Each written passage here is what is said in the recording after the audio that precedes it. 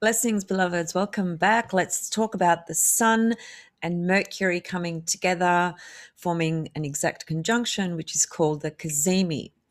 And Cazimi is an old sort of term through medieval astrology, but it simply means in the heart of the sun, which is basically what happens when we have the Sun Venus conjunction, which is the evening star and morning star. She's in the heart of the sun. So the same thing happens with the Sun and Mercury when it does. And it's happening in a day's time, a day or two. I'll show you the chart in a moment. And I've been listening to a lot of different things the last couple of days. And look, there's a lot to talk about, but I'm going to go into this more in depth when I do the new moon video in Leo, because that's also coming up. But here's the thing: there's the Lion's Gate, okay, which is known to be on the 8th of the 8th, right? So the 8th of August. And so, whilst that's the exact sort of zone of that portal opening, there are different schools of thought around that. Some people believe that it's just on that day, and others believe that there's actually an orb of energy that begins before that date and that sort of starts to fade out post that date. And that makes more sense to me, actually, because it's the same principle, really, of a planet sort of approaching, if you like, a conjunction, let's just say, or any aspect really for that matter. But as something is approaching, right, it's picking up momentum, okay, and it's sort of starting to intensify. And then when it reaches its exact point, which defines it as the exact moment of the date, the time, the degrees, whatever it is, then that's it. That's it in that moment. But there's a buildup of energy that goes along towards that, and then there's also an opening, if you like, post that, because it was there, it was leading up to it, it got there, and now it's starting to kind of move away. So you could understand that there is a band of energy, if you like, that's actually open for quite some time. It's not just on the 8th of August. Um, the reason I'm mentioning that is because we are really in the opening of this energy now. That is the Lion's Gate, and we had a really a really intense Aquarius. What was it? A full moon, yeah, like nearly 2 weeks ago, and now we're going to have a new moon in Leo, which is the opposite sign, of course. And then after that, we're going to have another full moon in Aquarius. So we're really looking at an energy that incorporates the Leo Aquarius polarities, over quite a few weeks. We have the Lion's Gate that's in the center of that. The new moon starts then as well. And in the mix of all of that, we have the the square between Saturn and Uranus, okay, which has been activated all year. It started earlier this year. We just had the second passing of that just a couple of weeks ago, and we're going to have the last aspect of that towards the end of the year. So when we have things like new moons, full moons, or even in this case, we are talking about the Sun conjunct Mercury, and these new moons, full moons, or other planetary pairs tie into the Saturn Uranus aspect that's happening in the sky, then it's the Saturn Uranus just becomes a lot more amplified because of these energies, these other energies coming in and forming some kind of relationship to the Saturn Uranus. And so that's exactly what's happening with the Sun Mercury. So let me just show you what I mean by that. So here is the chart of the Sun Mercury Cazimi, and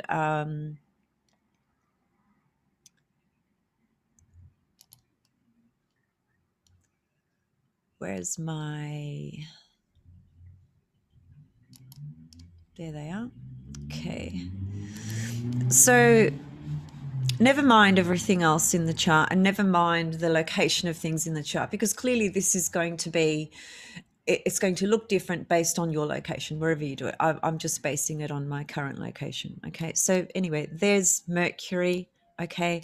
And there's the sun. Okay. And they are at 9 degrees and 33 minutes. Okay. So that's called a Cazimi conjunction. Now, why is that so important at this point in time? For a number of reasons. Let's start with the astrological aspects, for instance. So this Sun Mercury conjunction is squaring Uranus, okay, in Taurus, and it's also opposite Saturn in Aquarius. Now, Saturn and Uranus are in square to each other, and as I said, have been all year and will be for the rest of the year. So anytime we get other planetary patterns coming through, in whether it's every week or every other week or every month, that are somehow drawing a relationship to the Saturn Uranus aspect, then this Saturn Uranus aspect, it's like pouring fuel into the fire. Okay, it just gets amplified. The energy just becomes so much more intense. And the new moon that's going to take place in a few days' time is going to be at about, I think it's about 17 degrees of Leo, somewhere around there. And that too is going to be basically squaring again Uranus, and it's going to be again opposite Saturn. So we're getting these repetitive themes, which are really, really significant in these times that we are in at the moment. Now, very simply put, Sun Mercury conjunction, even in your own birth chart, it really speaks to, just forget about the sign for a moment. Just a Sun Mercury conjunction speaks to intelligence. It speaks to real intelligence. So something happens to Mercury with that sun's light that comes through, and it just brings through this incredible level of intelligence, right?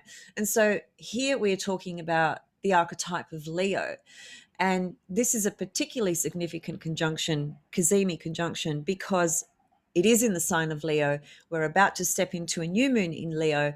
And as I said, it's drawing in the energies of Saturn and Uranus. And so, in short, what I really feel, even though this energy is going to be really just active for one day, if you like, okay, but there's a build up towards it at the moment. Okay, so for me, it's the 31st of July. For you guys, it'll be the 30th of July at the moment, for those of you in the Northern Hemisphere. So the 2nd of August is just a couple of days away, okay, for all of us. So there's a build-up of this energy at the moment, and we can see that, we can feel that when we look at the collective state of affairs, if you like. Now, when I did my podcast on transiting Ceres in the sign of Gemini, ingressing into Gemini, okay, now where's Ceres here?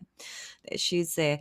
So she's at 0:22 minutes. So she's just recently gone into Gemini. Now, I I would ask you to listen to that podcast, okay, because there's some really important messages in that are already basically showing up. What I was talking about has already started to show up, and it's only going to intensify. And what I'm referring to there is the amount of information that, for a start, even if we rewind back to 18 months ago when this collective situation was first born, there's been the level of inconsistency and the level of information changing every other day has been pretty much there all the time. We know that, right? We're aware of that. But this is now escalating, okay? It's intensifying, it's amplifying, and the cataclysmic nature of what is happening is also intensifying. And the reason for that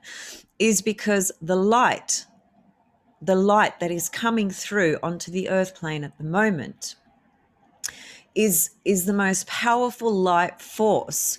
And look, I'll be honest with you, okay? We are in a spiritual war zone. Literally, there's there's this war going on with the frequencies, the light and the dark at the moment. Okay, and so relative to teachings around ascension, the ascension process, that is moving out of the 3D into 5D. Okay, and 5D is already here. It's just that a lot of people's eye hasn't zoomed in yet. Okay, so there's a lot of people still hanging on to the 3D reality. Okay, that's basically crumbling down in every single way. This crumbling down is appearing to all of us as this external control that's going on. Clearly, it's going on. We know that. But the reason it's intensifying and things are speeding up is because there's such desperation of these darker forces to maintain their control and power. But they're not going to win in the end. I really ask you to go into your heart and connect with that truth, because even this Sun Mercury in Leo, it's actually pointing to you being able to stand in your own heart center of truth and light, regardless of the absolute crap that's going on out there, and particularly the lies, okay, and the extreme inconsistencies and the extreme coercion. And look, this story, this program, okay, is not coming to an end just yet. It's going to take quite a few more turns before we see the 5D paradigm actually click into place as it needs to be. At the moment, there's this acceleration of it actually being poured through. It gets poured through the light, okay? And the light actually comes through into us and we act through that, okay? So some people are aware of that, some people are not. It's very, very easy at the moment to get sucked into the program and the game out there. Once you allow yourself to get sucked into it, you're just sort of tumbling around in that game, in that program. And so the message that I would like to convey through this Mercury Sun conjunction, Cazimi, in the heart of the sun, is to stand in your own heart of truth and light. And the light is just beaming at the moment, like literally beaming onto the earth. The more it beams, the more intensified that light gets, and it becomes, the more these external circumstances are going to become even more cataclysmic and more intense. It's like a race. There's a race at the moment, okay? And so when you have these other forces, let's say, when you have light, love, consciousness, unity, it's sort of hard to explain in very simple terms and in just a few words, but it basically corresponds to 6 to 10,000 years, the dominance, okay, of certain vibrations, okay, and that dominance has just basically gotten completely out of control with its greed. Okay, greed is the biggest problem. Okay, and that has it's basically like there are spiritual laws that have been broken in very severe ways. And what that means in plain English is that the imbalance that has been created on this earth plane through humanity has just gotten to the absolute point where it cannot go on anymore. And so there has to be an interjection, an interruption. There has to be a point where the tables need to turn, and that's what's happening at the moment. So it is an opportunity for more people to be more present and to wake up to what's actually happening. And it's not about necessarily picking sides as such, because this picking sides and this, I suppose, making judgments and so on and so forth, it's not going to get us anywhere. It's going to be futile. Okay, the intention of the program is actually to divide people, to literally divide the power of people. Now, I want you to think about this. a friend of mine who lives in the UK, she sent me a picture yesterday. And if you're listening, you know who you are. And the picture was of a laminated um, piece of paper that sits on a particular table in restaurants. And the instructions were, there was many instructions, and one of the instructions were no, what was it? No prolonged direct eye contact with anybody. No prolonged direct eye contact with anybody. What does that tell you? I know what it tells me, but I'll leave it for you to have a little reflective moment on that. In addition to that, there's a lot of layers around that. Okay, there's, for example, here where I am at the moment, we recently came out of lockdown again. Okay, just a few days ago, but we still have very specific restrictions in play, which primarily revolve around not being able to see and spend time and hang out with our friends or our loved ones. We need to think about these sorts of instructions. You can go into a restaurant or a bar, but you can't stand up and make any connection with anybody. You can only sit down. So that's like saying that when you're sitting down, you're not going to contract that little thing, big thing, whatever you want to call it. But when you're standing up, you're going to contract it. I mean, seriously. Is there any logic in that kind of thinking or instruction? I ask you to think about that. So anyway, all these things are going on, and that they are, unfortunately, they are going to get worse. Like, we are going to go into lockdown again very soon. I predict that already from now. No question about it. A friend of mine who lives in LA sent me some information this morning. If you're listening, big love to you too. And there's a lot of talk already in the US of the plans have already been set for the next major lockdown in USA. So let's see how that goes. I have no doubt that that's going to happen. So the point is that these sorts of things are intensifying at the moment because the light that's coming through this portal of the 8th of the 8th, the Leo new moon, the Saturn Uranus square that's being activated consistently means that these energies are coming through a lot more stronger.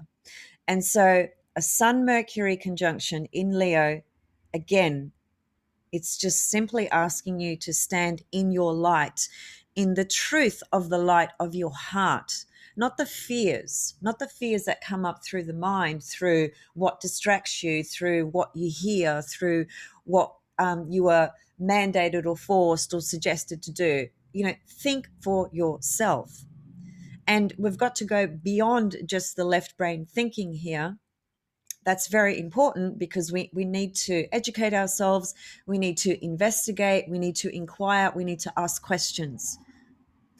But we've just got to be able to stand in our light. The more we can stand in the heart of our light, the more we're going to, the light and the truth will prevail. Of course, it will anyway in the end. But there might be a lot of people left behind, stuck in situations that they will regret because they did not listen to their own heart. This Leo season, this Leo energy could not be more profound at this time in history, this point in time in our lives. This is it. This is the time to really get so aligned with all your chakras, actually, and particularly here, the heart center. And that's what this Leo energy is enabling us to do. The portal that's opening, there's a flood of light coming in. And I heard someone say, who speaks about what he calls practical ascension. He was suggesting that the amount of energy and light that's coming through at the moment, because of the volume and the intensity of it, we are not used to that much energy and light coming through in such a short space and time. So it can have like a huge effect on our own physical body as well, and that would be a different experience for each of us. But there are some symptoms that go with that for some people, um, which can simply include things like feeling more tired or just feeling more sensitive to things. It might even be that you come down with a cold. There can be a lot of those sorts of things that go on as well. Regardless of that, take the time, find the space, step into that space within yourself, get the sunlight, wherever you can, ground, earthing, all those things to bring you back to center. Because this Sun Mercury conjunction, it's literally in a war zone with that Saturn Uranus aspect, okay? And that's only going to repeat with the new moon. It was there with the full moon, and it's going to be there with the next full moon. So think about that. That's huge. It's absolutely huge. So what we are seeing today and what we'll see tomorrow and in the weeks to come is only going to magnify, actually, because the desperation of certain forces in play to maintain their power in the way that they want it can there's too many people on the planet that can see. There's too many awakened people for what's actually going on. I don't think they were actually expecting such a pushback. The amount of people that have attended protests, that they don't even show the accuracy of how many people were there. They actually hide that as well. The protests that took place here in Australia, there was, thousands and thousands and thousands of people, but they try and make it look like it was just a small little group, maybe 1,000 people or something like that. And they just show the real negative stuff, when somebody has an altercation with authority, just crap like that, to try and basically demonize people who have the courage to stand up for sovereignty, right? If we don't stand in our light, goodbye sovereignty, goodbye big portion of humanity. When Pluto enters Aquarius, I will talk about that down the track, because it's a couple of years away, but I tell you what, it's literally around the corner, and that's going to be one of the biggest historical times in our life, without question. And everything that's going on at the moment is just basically leading straight into that. So finally, again, the message of this Sun Mercury: stand in your own intelligence, in your own light, in your own heart energy, and in your truth. And if people don't like you for it, and if people don't accept you for it, then you need to develop a thicker skin and say, well, that's okay. It's important for me to stand in my truth and light, even if it's not accepted by the majority. And perhaps it won't be. This is so important, guys. This is just so important for us to do this, because if we play into the program, we've lost our way. We've lost our way to the truth of our beautiful, radiant heart.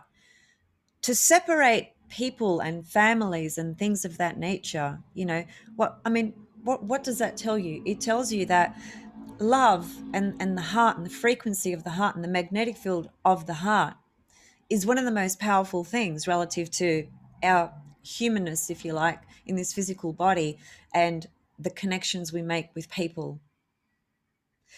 To separate us and to have, and I've said this before, to have this social distancing, which is measured at a particular point, what is it, 1.5 meters or something like that, is just enough to keep us separate relative to our heart centers, our magnetic frequency, to have this interchange and connection. Why? Because the more that hearts come together, and the more that love brings people together, and unity and unison, the more powerful we are. Because the most powerful thing, let's say, is love, is the heart. There is no question about that.